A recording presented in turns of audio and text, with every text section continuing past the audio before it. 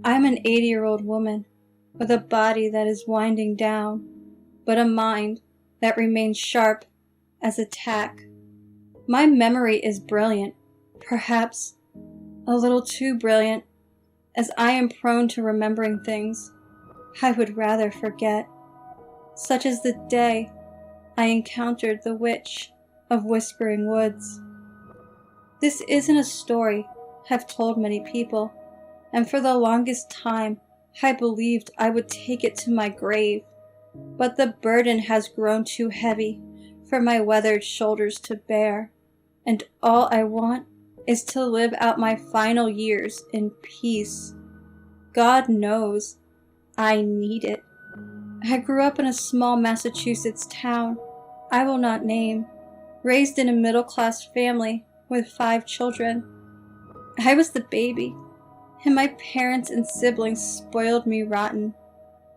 We lived in a small brick house on the edge of town, backed by acres of thick forest. That forest was known as Whispering Woods, and had been the topic of childhood nightmares for generations. Even if you don't live in Massachusetts, or America for that matter, you have likely heard about the Salem witch trials.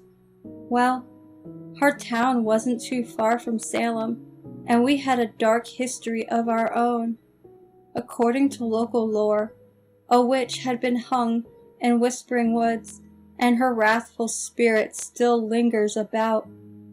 As a little girl, those stories terrified me to no end, and I made sure to stay out of Whispering Woods. I imagined all matters of grotesque creatures hiding in the shadows, and I pictured the witch herself as a gnarled old hag with glowing red eyes and teeth like butcher knives. I remember this one time I was playing ball with my sister Janet and threw it too far. It disappeared into the tree line. Janet went to retrieve it, and watching the brush swallow her up sent me into hysterics. I was convinced the witch would come and take my big sister away. I would never see her again. Fortunately, as I matured, my fears began to subside. By the fall of 1951, when I was 14 years old, I no longer believed in the witch of Whispering Woods. The stories I had heard seemed silly and nonsensical, and besides, I was too busy with school and friends to let my imagination run wild. Still, Whispering Woods made me uneasy, and I continued to avoid the place. That is, until Marjorie Hill dared my best friend Patricia and I to spend the night there. Marjorie Hill was a loud, boisterous tomboy with long legs and a shock of curly red hair. She had a deep voice with a booming laugh and never seemed to shut up. Patricia and I found her obnoxious, and Marjorie knew this, so she went out of her way to annoy us both. I bet you two couldn't last a minute in Whispering Woods. She taunted us in the schoolyard one morning. You both ran out crying. "Go away, Marjorie," I snapped. Now don't be like that. She thumped my back, nearly knocking me right over. It's not my fault you're such a baby. "You're just a bully." I dare you. Marjorie smirked. In fact, I dare both of you to spend the night in Whispering Woods. My mouth dried up. The dam within me broke, and all my memories of childhood terror came flowing out. I began to shake, and Patricia put her arm around me. See, you are scared. "Shut up," I yelled at her. "I'll do it." As much as the thought horrified me, I couldn't give Marjorie the satisfaction of seeing me afraid. Patricia looked at me like I had gone mad, but all I could focus on was Marjorie's freckled face as it went from smug to shocked. Really? She stammered. You'll do it? "Yes." but on one condition. My brother comes with us. Gerald was a year older than me, tall and built like an army tank. Despite his imposing appearance, he was a gentle giant, but not afraid to get his hands dirty if he needed to. I'd feel much safer with him around. Fine, bring Gerald, said Marjorie. She spun around and started to walk away, then paused and looked back over her shoulder at Patricia and I. Oh, and I'm coming too. I have to make sure you guys don't try anything funny. Lorraine, Patricia whispered once Marjorie was out of sight. are you sure about this? No, I admitted, but maybe if we prove that we aren't babies, she'll finally leave us alone. I'm aware of the faults in my own logic, but remember, I was young and prideful, and my anger had clouded my judgment. Now looking back, I realized that taking Marjorie's dare was the biggest mistake of my life. I wish more than anything that I could go back in time and change what happened, set events rolling in a different direction. By telling you my story, I'm also confessing my wrongdoings.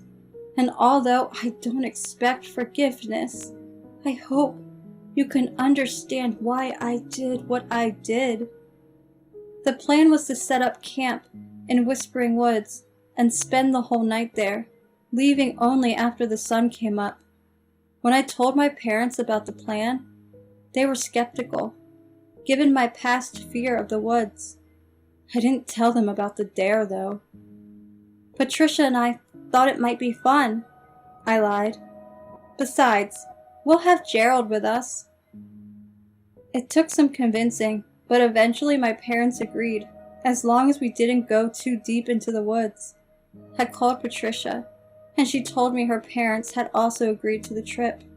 Everything was set, and at 5:30 the following evening, Gerald and I left our house with our tent, food, water, sleeping bags, and whatever else we might need. We met up at the head of the main trail with Marjorie and Patricia. It was Marjorie, of course, who took the lead. We'll camp out in the clearing, she announced. The tree they hang the witch from used to stand there, but after she died, the bark turned black and the surrounding grass turned dry and yellow, so the townspeople cut it down believing it to be cursed. You just made that up, I accused. No, I didn't. It's true. We walked the trail in relative silence. I marveled at how normal Whispering Woods appeared, with its towering trees and leafy green bushes. Birds chirped up in the branches, and squirrels scampered around in the brush. It didn't look anything like a haunted forest should. That said, there was still something sinister in the air, clinging to us like thick black smoke. Patricia clung to my arm, her body stiff as a board, fear crackling beneath her skin like electricity. Gerald kept his hands shoved into his pockets, his face pale and tight-lipped. Only Marjorie remained unaffected, skipping along and humming to herself. The sky had turned a hazy purple, with twilight by the time we arrived at the clearing. We set up camp, and I helped Gerald build a fire. I found myself jumping at every snapping twig, every bird call. My terror of this place was creeping back in. Marjorie noticed and began to laugh. Poor Lorraine. She sneered. I knew you wouldn't last. Leave her alone, said Gerald. Look, Marjorie pointed. there's the stump of the old tree. The four of us walked over to investigate. The stump had dozens of rings, indicating it was very old. Marjorie groaned and muttered. It looks normal. See, you did make that story up.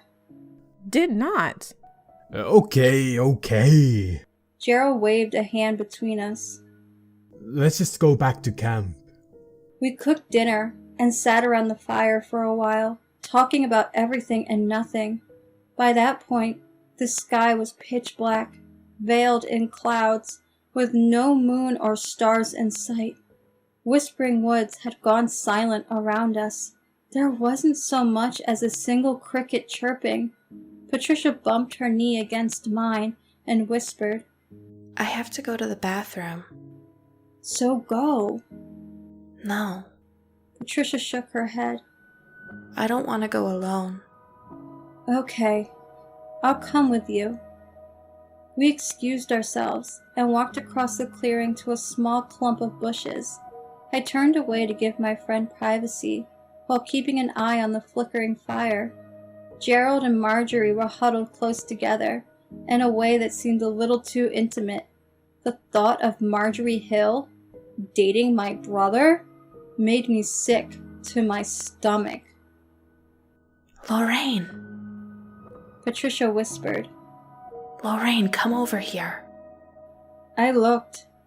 She was standing on the opposite side of the bushes, and although I could only make out shadows and shapes, I sensed that she was genuinely shocked. What's wrong? I asked, my voice cracking midway through. Come here.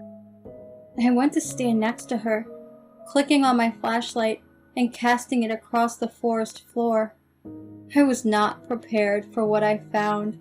The biggest buck I had ever seen sprawled at our feet. Its neck was bent at a grotesque angle. Its swollen, purple tongue bulged out, and pink, slimy intestines spilled out of a hideous gash along its belly. I dry heaved, my hands clenching my stomach. Patricia began to cry. She loved animals and couldn't stand seeing them hurt. I put my arm around her and guided her back to the camp. What's wrong? Gerald demanded, jumping to his feet. Dead deer, I mouthed, over Patricia's curly strawberry blonde head. My brother took my flashlight from me and went to investigate. Patricia and I sat down next to Marjorie, who was braiding blades of grass together. A minute later, Gerald came back, looking pale. What on earth could have done that? He gasped. A wolf? Or maybe it was a bear, Maybe we should leave. said Marjorie. This was your idea, I reminded her, although I wouldn't mind leaving these woods. Not at all, The carcass did look fresh. said Gerald. It might not be safe. He was cut off by a shrill, blood-curdling scream from the direction of the dead buck. It was so loud, it made the leaves on the tree shake. I clapped my hands over my ears and fell back, while Patricia gripped my arm like a vice and wailed. Gerald shouted for us to stay calm. Marjorie jumped up and ran like every demon in hell was chasing her. Hey! I screamed. Get back here, you coward! What the hell is she doing? Gerald hollered. Patricia shrieked and pointed. Gerald and I followed her gaze to two tiny pinpricks of light floating between two trees. The realization that they were eyes hit me like a freight train, and my legs gave out. I collapsed to my knees, shaking, and Gerald put his hand on my back. Get up, Lorraine. Come on. Get up. Behind the eyes came an animalistic hiss. There was rustling in the bushes, soft footsteps that sounded like gunfire in the dark. The thing moved closer, those eerie glowing eyes on us. Slowly, a form began to emerge. In the orange glow of the fire, I could make out a human shape, but not much beyond that. When Gerald reached for his flashlight, I screamed, "No!" at him, but it was too late. My brother cast the light directly onto the thing before bellowing. Run! Him, Patricia, and I took off. The horrible sight gave chase, snarling and hissing like a cat. I had seen it. In the split second between Gerald shining his flashlight and yelling at Patricia and I to run, I had seen the witch of Whispering Woods. How I managed to process so much detail in such a short time span is a mystery to me. The image of that creature has been seared into my mind like those brands put on cattle. The witch was ghastly pale, with eyes that glowed like twin stars and a gaping maw filled with jagged yellow teeth. Wispies of flyaway hair clung to her scalp. Her neck was abnormally long. Her back was so hunched that she moved like a gorilla, bony-knuckled hands scraping the forest floor. She howled, hissed, shrieked, and cackled as she lumbered after us. We kept on running, screaming for help, even though we knew no one could hear us. At one point, I lost my shoes. Sharp rocks, twigs, and barnacles cut my feet, but my terror drowned out my pain. My legs were on fire. My throat was raw from screaming. I thought I knew true fear. Oh my God, I was so wrong. A root caught my foot and sent me sprawling face first. My nose broke, spilling hot, coppery blood down my chin. Gerald and Patricia, who hadn't noticed, disappeared around a bend in the trail. Immediately, I felt the witch's hot, rancid breath on the back of my neck. She twisted her gnarled fingers into my hair and wrenched my head back. I screamed as loud as I could, but to no avail. The witch brought her dry, blackened lips to my ear and hissed. I'm not ashamed to admit my bladder let go. The sharp scent of urine mixed with the foul aroma of the witch's breath, and I nearly passed out. Just as the witch clapped her vicious teeth around my neck, Gerald came tearing down the trail, his fists swinging, his face red and twisted into an ugly mask of pure rage. With one powerful thrust of his leg, he kicked the witch in the head, hard enough that her neck snapped back with an ear-splitting crack. The witch shrieked and dug her talons into my back, piercing my skin. Gerald kicked her again, and finally the horrible creature rolled off of me. Come on! Gerald yelled. I staggered to my feet, and so did the witch. Her neck was snapped in two, just like the buck's, but she seemed unfazed, her eyes blazing, her lips curled back in a vicious snarl. Go! Gerald bellowed. I took off again, sobbing hysterically, knowing my brother probably wouldn't come back. I caught up with Patricia, who had collapsed, crying and vomiting up her dinner. We heard thundering footsteps and looked up to see a mob of men from the town approaching. One of them scooped me up and cradled me close. Father! It's okay, little one, he cooed, his normally gruff voice gentle and serene. It's okay. I tried to tell him that Gerald was still in the woods with that thing, but I could only babble incoherently, unable to string together a coherent sentence. Thankfully, Father seemed to understand.